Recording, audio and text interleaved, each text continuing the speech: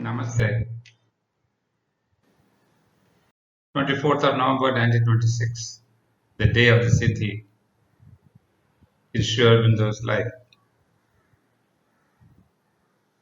But what is the significance of the Siddhi day? Is it just the realization that Sri Aurobindo had of Sri Krishna? Now, many people have realizations of Sri Krishna or Sri Ram, or people call it Brahman or whatever the consciousness. So, Siddhi in Sri Aurobindo is not just a normal type of realization. It's an extraordinary realization. Because this is not a realization of the inner being or realization of the higher consciousness, etc. Which have their own value, which have their own levels. But a realization in the physical. That means there is the descent of the Krishna consciousness or the Overmind consciousness, which is there in the physical. So this is what is significant. Because as Sri Aurobindo told, it seems on the 11th of November, a few days before this great day, that he's trying to bring the overmental gods into the physical. So he had already indicated or given some kind of hint that something is going to happen on 24th of November. In fact, by the time the day came, the atmosphere was dense. And the mother could feel that, not only the mother, even the sadhak started feeling that there's an atmosphere of delight, of great pressure, of a great consciousness all around. So on 24th of November, when the mother gave out a call to all the disciples to gather at 6 p.m., they all rushed back to the ashram building because people were on the seashore or at home or whatever. And there, the significant event happened. But this event has two important messages. One is definitely the descent of Sri Krishna into the physical, as Sri Aurobindo himself explained later. But this descent means what? As I said, it's into the physical. Now, what does it mean again into the physical? It means he had crossed the limits of the overmental borders. You see, once you bring of the consciousness into the physical, it means it is an indication that now he is ready to go to the next level of the consciousness. After the overmind is the supermind.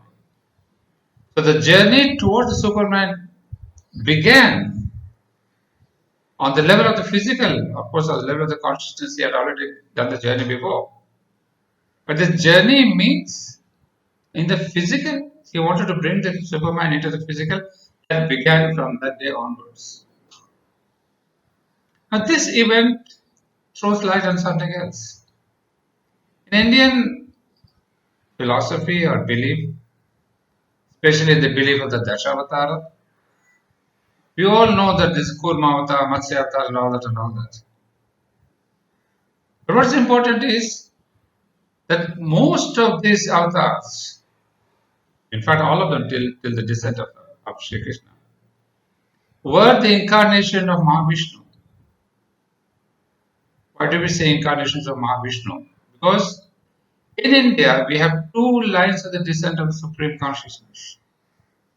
One is the descent of Mahavishnu, that's the descent of the creative aspect, and the descent of Shiva, the destructive aspect.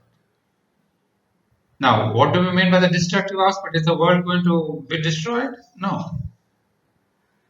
These Dashavatars are taking the evolution step by step towards its supreme aim. That is, of course, as we know, the reunification of the earth with the supramental consciousness. But after Sri Krishna, thousands of years have passed away when Sri Aurobindo came, who was kind of a continuation of Sri Krishna's consciousness. But in between, we know after Sri Krishna, there came Lord Buddha, an avatar again. But the Buddha was not the person who brought in the supermind, which as per the logic it should have been his work.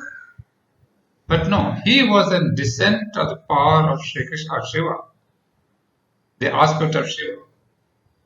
And Shiva, we all know, is the is the destruction, is the cleansing. So in this cleansing, there's one thing it was important because we all know historically how it cleansed the negative aspect of the Vedas and the Vedas, which are really come into the society, where only rituals and the external rites, the ceremonies, etc., they become more important than the experience. That's why Buddha had even to negate divinity, they negate the Atman, so that he could exclusively take humanity towards earth, and then not to really go after these divines and gods and goddesses where you have all the rituals coming in. It was a very positive thing that the Buddha did. But also, it was a kind of a curve it takes off the track of evolution. It was a kind of a taking a different line of action. And that's because he gave humanity the ideal of nirvana, the ideal of quitting earth life. So that was not supposed to be the evolutionary process. Right from Kurma to Matsya, it was all the question of an evolution upon earth. Not to take humanity beyond earth or to say you go beyond into the heavens. So there is a kind of a diversion, if you can call, of evolutionary march, with the avataric evolutionary march, with the descent of Buddha. But then, hundreds and thousands of years have passed since Buddha's coming also. But it is as if evolution had to catch up where it had left. That catching up was from the times of Sri Krishna. And that is why I suppose now we see the meaning of the close contact between Sri Krishna and Sri Aurobindo. Right from his early days, from the days of Calcutta, even beyond, before that, in the days of Baroda, Sri Aurobindo had somehow, somewhere, a close connection with Sri Krishna. Not only connection, we all know how he guided him during the time of the independent movement. All that we come to know through the Uttapara speech and all that. So Sri Krishna was a close companion of Sri Aurobindo's evolution of consciousness. It's as if he was really shadowing him at every step. And it is only in 1926 the time had come. In fact, it seems the mother had said, it's time to come, because she saw Sri Krishna hovering around the building. So for them it was very obvious the day and the time had come. And for mother it was so obvious that she even sent a word to all the disciples. There were 24 or 26, I'm not sure. Some of them were taking a walk on the seashore, some were at home, some were here and there. The word went around and all of them returned on time around 6 p.m. in the evening on 24th of November. And this is the event where there was a meditation, and then there was a tremendous heavy atmosphere as it was described by people who participated in that meditation.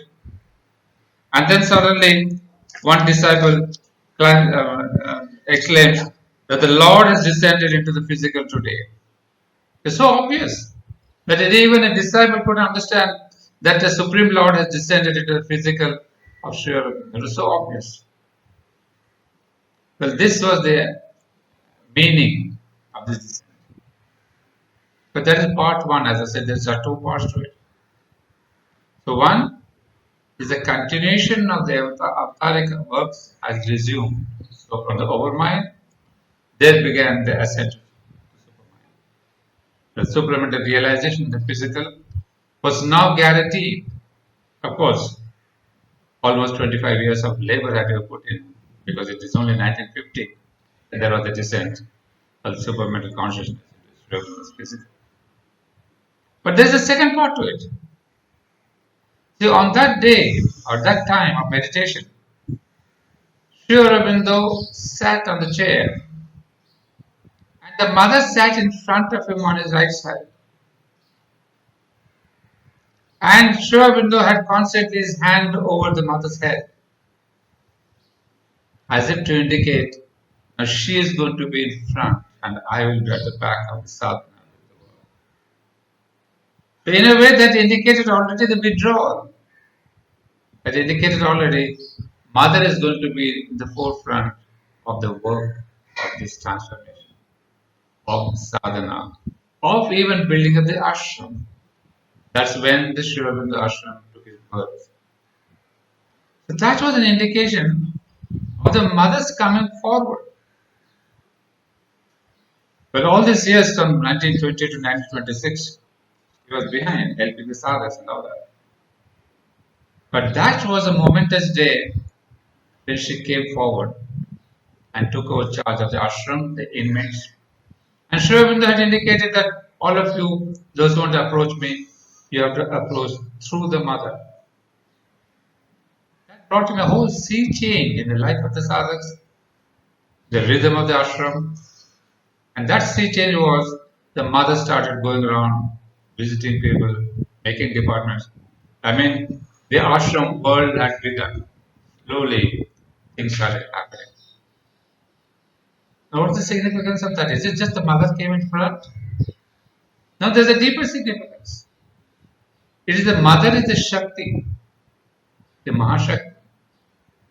So from that day onwards is the supramental Mahashakti, the Divine Mother, who took over charge, not only of the ashram, but of this evolution. Sri Aurobindo is the supramental consciousness, and the mother is the supramental Shakti. And it's very, very important to know that, to remember that. Because up until now, until the coming of the Supermind, all the other avatars were only Purusha aspect, the concentration of the consciousness and knowledge aspect. But here, for the first time, the Shakti aspect came forward. And this is the sign of supramental working. The Purusha and Prakriti, the Divine and the Shakti, they work together with Shakti in forefront. So it is because of that, because of the mother's supramental Mahashakti aspect, that the world started changing, that the true transformation began then. The transformation is possible only with the mother's Mahashakti aspect. So it is extremely significant that on that day, supramental Shakti took over as if the transformation of the earth itself, the evolutionary aspect of the earth. And that's how it symbolically the ashram began. All that is there in the forefront. But what is behind it is the beginning of the supramental era, where the Shakti takes over. And perhaps it is to define this kind of a taking over, this kind of a beginning of the Shakti aspect, which came in the forefront of Savitri. When Sri Aurobindo began writing Savitri, of course, there's an earlier draft, it seems, in Baroda. But later on, when he resumed Savitri, it is again symbolic of this coming of the mother, the supramental Mahashakti, to the forefront of evolution. Whole of Savitri is nothing but that. The Shakti, the divine descent of Savitri. It is supramental Mahashakti who has taken over the transformation of the earth. And the first transformation, of course, as all of us know, was the transformation of death. Because the death out of the four asuric forces is the primary obstruction in the evolution of the earth. So once death is removed, that's the negative aspect, the negative force, then things can go forward. So you see, the day is not so simple as we think it to be. Oh, it was a darshan day, it was this and that. It is perhaps, on each level it is not true. But I for one personally read beyond this kind of significance of the day. And I suppose, so when we call it a Siddhi day, you have to remember so many different layers of the day. The evolutionary aspect, the Mahashakti aspect, then Sri Aurobindo goes behind. Because remember, he had to do the tapasya to go to Supermind. And as he does the tapasya, the force also can't form.